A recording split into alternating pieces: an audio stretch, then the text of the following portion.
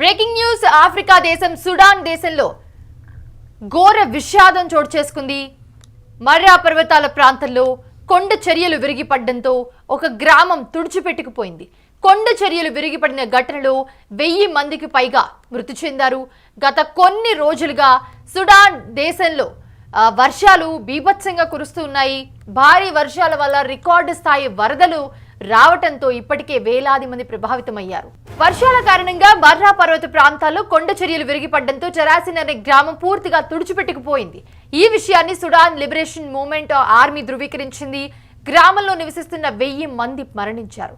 కేవలం ఒక్కరే ప్రాణాలతో బయటపడ్డారు. ఆ గ్రామం ఇప్పుడు పూర్తిగా నేలమట్టమైందని సైన్యం తెలిపింది. గ్రామం సవాల దిబ్బగా మారిందని చెప్తూ ఉన్నారు. మృతుల్లో మహిళలు, చిన్నారులు, పురుషులు ఉన్నారని పేర్కొంది.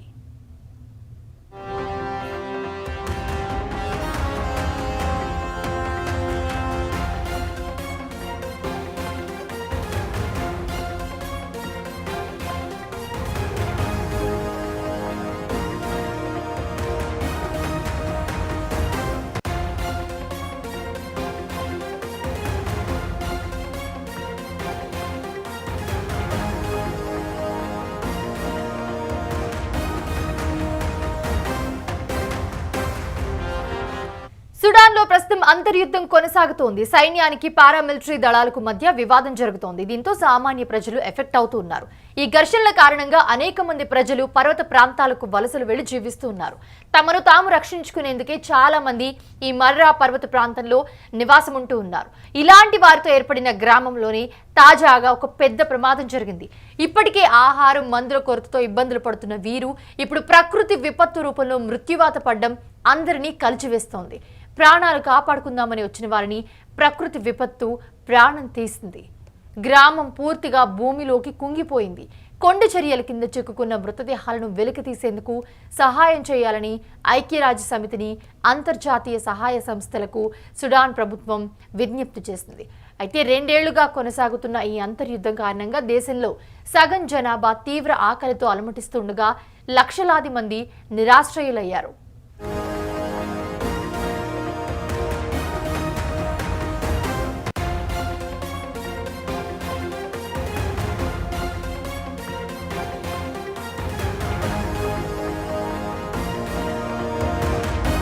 సుడాన్ దేశంలో ఘోర ప్రమాదం జరిగింది. పూర్తిగా నేలమట్టం అయిపోయింది గ్రామం.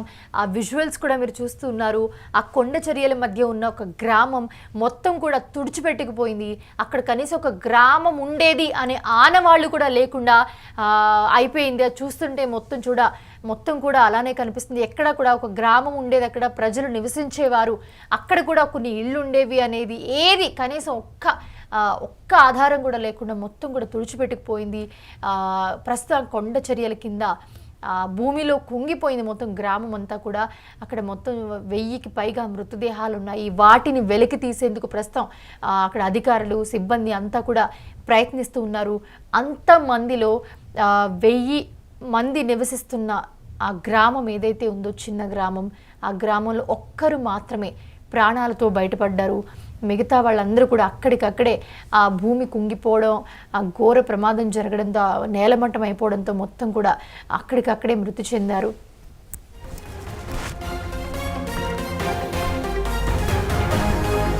అక్కడికక్కడే అందరూ కూడా మృతి చెందారు. ప్రస్తుతం ఈ ప్రభావంతో వేలాది మంది మీద ఈ ప్రభావం చూపిస్తోంది. మృతుల్లో మహిళలు, చిన్నారులు, అలాగే పురుషులు కూడా ఉన్నారు.